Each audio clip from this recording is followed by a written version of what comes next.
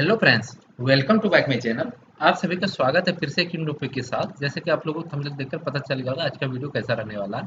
तो बिना time waste किए हम स्टार्ट करते हैं आज की वीडियो। ठीक है, आज मैंने पिछली वीडियो में आप लोगों को बताया था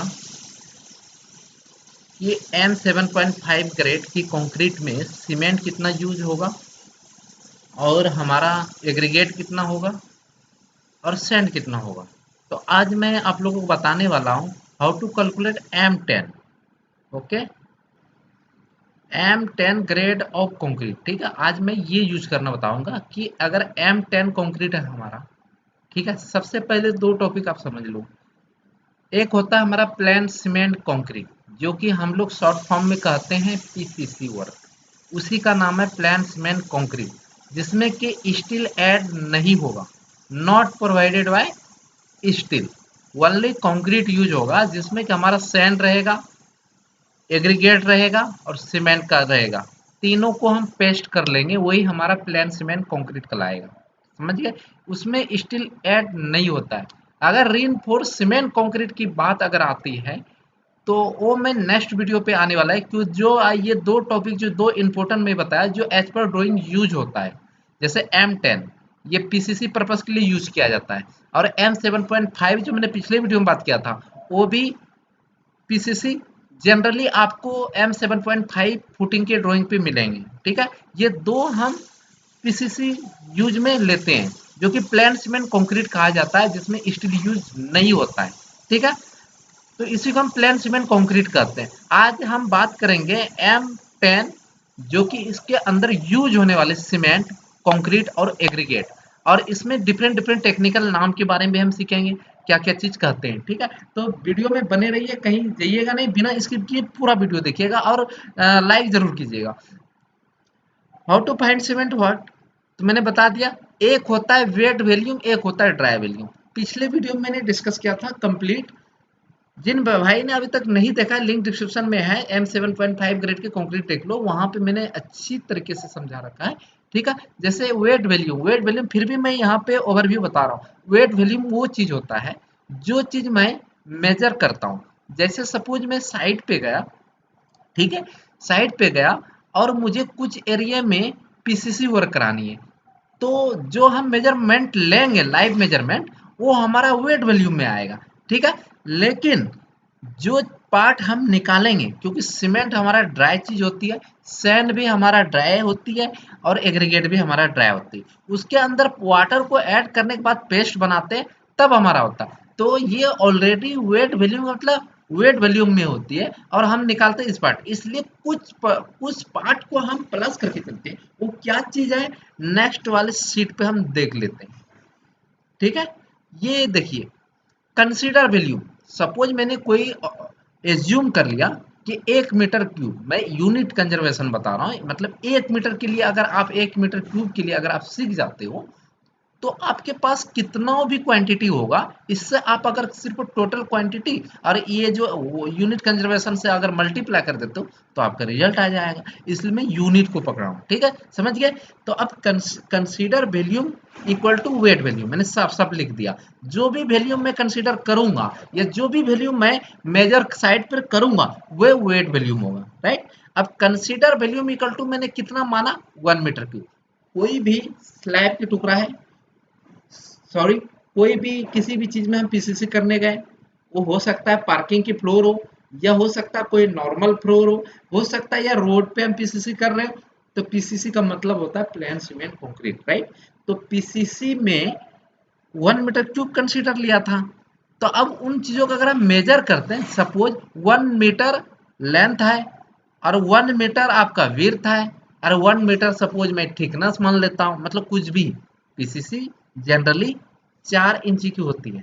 राइट, 100 अप टू 100 mm तक हम पीसीसी प्रोवाइड करते हैं कहीं भी। ठीक है, अप टू 100, 3 इंची करते हैं, 4 इंची करते हैं। राइट, जो लेटेस्ट एज पर ड्राइंग यूज होता है। राइट, हम इस टॉपिक पे बात कर रहे हैं। अब कंसीडर वॉल्यूम 1 मीटर क्यूब हो गया। तो अब हमें क्या करने, ड्राई वॉल्यूम करने। Dry volume equal to formula क्या होता, वेट वॉल्यूम का 52% टू 54% इंक्रीज। समझ गए होंगे कि मैं कहना क्या चाहता हूँ। कि वो जो कंसीडर मैंने किया था साइड पे वो हमारा वेट वॉल्यूम था। जब हम और कोई चीज को हम मेजर करके जब हम कोई चीज निकालते हैं, सीमेंट निकालते हैं, सैंड निकालते हैं, एग्रीगेट निकालते हैं, ठीक है, तो वो क्या होता है, सूखी चीज होता है और सूखी चीज में हमें कैलकुलेट करना होता है, राइट। इसलिए हम क्या करते हैं, उसका 52 से लेके 54% इंक्रीज है, क्योंकि सीमेंट की कॉम्प्रेसिबिलिटी इंडेक्स 52% से लेके 54% इंक्रीज होता है, राइट। तो इसलिए अब होता क्या है, एक गिलास आपने कोई ग्लास लिया, सपोज मैं छोटी सी एग्जांपल लेना चाहता हूं आप लोगों के लिए, कि आपने कोई ग्लास लिया, उस ग्लास में आपने सबसे पहले आपने जितना रेशियो के अकॉर्डिंग, जैसे 1:1:1 है, सपोज मैं कोई भी समझा देता हूँ, 1:1:2 या 1:3:6 है, या कोई बकेट लिया आपने, बकेट में 1 बैग सीमेंट डाल दिया सपोज में, या 1 kg सीमेंट आपने डाली, और सैंड आपने 3 kg डाली, और 6 kg आपने एग्रीगेट डाल दी। तो क्या है, अभी वो फुल है, ज्यादा क्वांटिटी में दिखाई देगी। जब हम उसको वाटर ऐड करेंगे तो क्या होगा, नीचे से डिक्रीज हो जाएगी, क्योंकि वो अभी सूखे फॉर्म में है, पाउडर फॉर्म में है। अगर उसके अंदर हम पानी को पेस्ट मतलब ऐड करते हैं तो क्या हो जाएगा, वो डिक्रीज हो जाएगा। कितना डिक्रीज हो जाएगा, 52% से 54%। इसीलिए वेट वॉल्यूम का मैं 52% से लेकर 54% तक हम इंक्रीज करके चलते हैं, ठीक है। तो आपको समझ में आ गया। देयरफॉर अब 1 प्लस, अब क्यों यूनिट मैंने 1 लिया है, 1 मीटर क्यूब मतलब ये क्या है, मेरा वैल्यूम है, प्लस इसी में तो प्लस होगा कितना, 54%। परसेंटेज तो आप लोगों का आता है, अगर 54%, 54/100, और 1 प्लस तो वो मेरा वैल्यूम है जो कंसीडर मैंने किया था।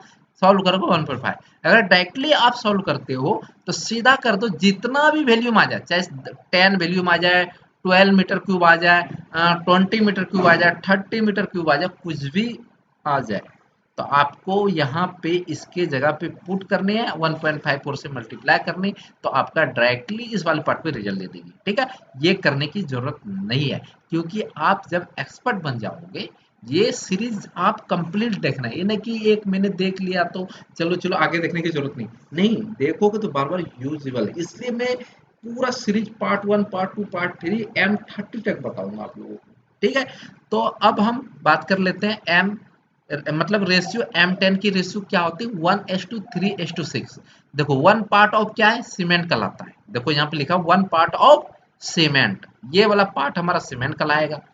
और ये जो 3 जो लिखा हुआ है, 4 पार्ट ऑफ, यहाँ पे हम चेंज कर देते हैं, ऑलरेडी वही वाला फॉर्मेट था हमारा, तो मैं 3 कर देता हूँ, और ये हम एग्रीगेट को मैं 6 कर देता हूँ। रेशियो चेंज हो चुकी है, वो हमारा M7.5 के अकॉर्डिंग था, ये इतना, राइट। ऑलरेडी मैंने कर रखा है, ये मैंने भूल गया होगा, ये मिस हो गई मेरे माइंड से। तो 1 part of cement, 3 part of sand, और 6 पार्ट ऑफ एग्रीगेट, समझ गए होंगे। सम ऑफ रेशियो क्या होता, मतलब इस तीनों को अगर हम ऐड करेंगे, ये सम ऑफ रेशियो होगा हमारा। 1+3+6 करोगे तो 10 आएगा। M10 का सम ऑफ रेशियो कितना, 10 हो गया। अब सीमेंट की पार्ट निकालनी है, मुझे सीमेंट निकालनी है। सीमेंट हम एज पर साइड किस में निकालते हैं, केजी में नहीं निकालते हैं, किस में निकालते हैं, बैग्स में निकालते हैं। लेकिन कैलकुलेशन के टाइम हमें केजी करेंगे, फिर तभी हमें बैग्स पता होगी, ठीक है। इसमें एक ट्विस्ट है, एक न्यू मेथड बताऊंगा आज, ठीक है। पिछले वीडियो में नहीं बताया था, इस वीडियो में बताऊंगा। अब देखिए, ड्राई वॉल्यूम इनटू है, एक्स मत समझ लेना, ड्राई वॉल्यूम इनटू जो मेरा ड्राई वॉल्यूम बना है, वेट वॉल्यूम से हमारा ड्राई वॉल्यूम जो कन्वर्ट किए हैं, ड्राई वॉल्यूम इनटू सीमेंट, मतलब सीमेंट का part divided by sum of ratio जो मैंने जोड़ा था, इनटू 1440। 1440 क्या है, सीमेंट की डेंसिटी है, क्या है, सीमेंट की डेंसिटी है, राइट। समझ गए। अब 1.54 मैंने रख दिया इनटू 1 पार्ट ऑफ सीमेंट, तो ये 1 पार्ट ऑफ सीमेंट, ये 1 को मैंने यहाँ पे लिखा 1 पार्ट डिवाइडेड बाय 10 इंटू 1440। तो आपका क्या हो गया, ये हो गया 222 kg, मतलब 21.74 पॉइंट समथिंग आ रहा था, तो मैंने अप्रोक्स 222 kg मैंने ले लिया, राइट। अब हम बात करते हैं आपसे, अगर आप चाहते हो कि हमें केजी में नहीं निकालना है, फिर बैग को फिर करना पड़ेगा, तो आप क्या करोगे, 1440 को अगर आप 50 से डिवाइड करोगे 28.8 आएगा। तो आप क्या करना, 1.5 ड्राई वॉल्यूम और जितना भी पार्ट की निकाल रहे, जैसे हम सैंड निकालेंगे या सीमेंट निकालते, तो cement divided by sum of ratio into 28.8 करोगे तो आपको रिजल्ट ये वाली आएगी, डायरेक्टली बैग्स आएगी। समझ गया?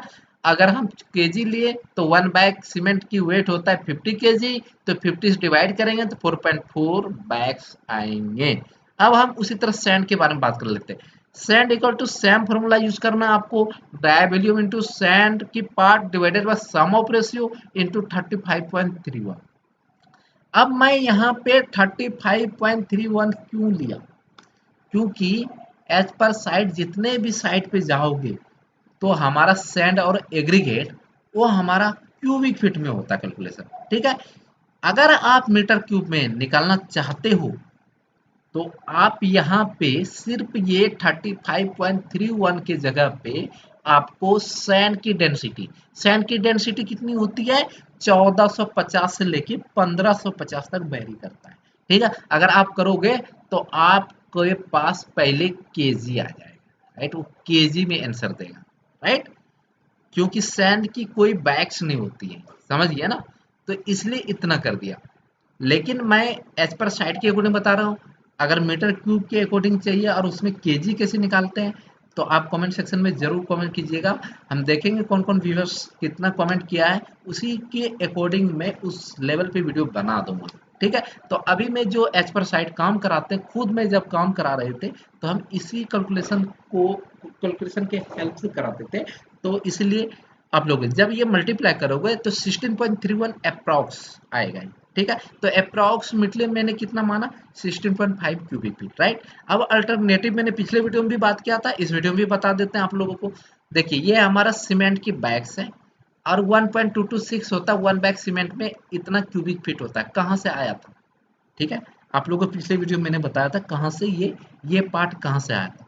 फिर भी आप समझ लो 50 बैग्स की, क्योंकि हम 1 बैग की क्यूबिक फीट पता अगर हम करेंगे तो आपको 50 डिवाइडेड बाय 1440, सीमेंट की डेंसिटी 1440, 50 डिवाइडेड बाय 1440 करोगे तो 0.034 समथिंग आएगा, और उसको अगर आप 35.31 से मल्टीप्लाई करोगे तो आपको ये क्यूबिक फीट में मिल जाएगा। क्यों, 1 meter cube equal to 35.31 cubic feet होता है।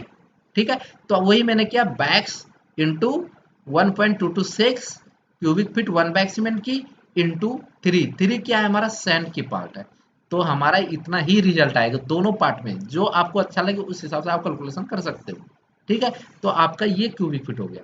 अब एग्रीगेट अगर हम लेते हैं तो एग्रीगेट क्या है, ड्राई वॉल्यूम इनटू एग्रीगेट की part divided by sum of ratio into 35.31। Same जो मैंने अभी आपको इस सैंड वाले कैलकुलेशन में बताया, सेम प्रोसीजर ये है। अगर आप इसको इस तरह कैलकुलेशन करोगे तो सेम एज इट इज आएगा। लेकिन आप ध्यान दीजिएगा कि अगर आपका ये सैंड का हमेशा सैंड, जितना भी सैंड होगा अगर हम एग्रीगेट निकालेंगे, बिना एग्रीगेट का कैलकुलेशन किए आप निकाल सकते हैं, क्योंकि हमेशा लगभग ऑलमोस्ट इसकी दोगुनी होगी आपकी सैंड जितना होगी इसकी दोगुनी एग्रीगेट होगी, मतलब 2 इंटू मल्टीप्लाई कर देना है तो एग्रीगेट आपके आ जाएगा। नहीं तो देख लो 16.5 इंटू 2 करेंगे एग्रीगेट निकालने के लिए, सिर्फ 2 से मल्टीप्लाई करोगे तो आपका 30, देखो एग्रीगेट भी 30 आया, यहाँ पे 30 क्यूबिक है।